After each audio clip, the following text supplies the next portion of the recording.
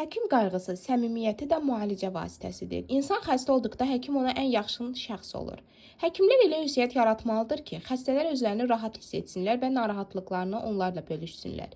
Belə həkimlərdən biri də yuxarıda sadaladığımız bütün bu xüsusiyyətləri özündə cəmləşdirən Arif həkimdir.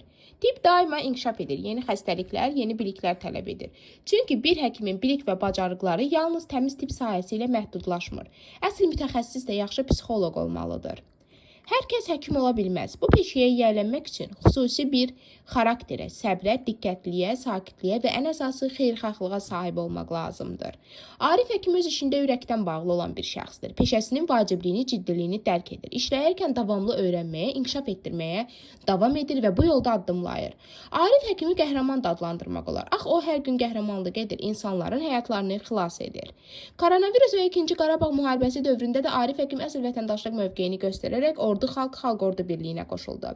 Müzəffər Ali Baş Komandan İlham Əliyev cənablarının əmr və tapşırıqlarını yüksək səviyyədə yerinə yetirdi. Prezidentimiz İlham Əliyevin rəhbərliyi altında aparılan geniş miqyaslı islahatlar göstərir ki, milli səhiyyə sistemimiz sürətlə müasirləşir və bu sahəyə dövlət qayğısı ildən ilə artır. Əziz qəhrəman və hünər sahibi olan həkimimiz Arif həkim, sizə uzun ömür, can sağlığı və çox məsuliyyətli, bir o qədər də şərəfli işlərinizdə müvəffəqiyyətlər arzulayırıq.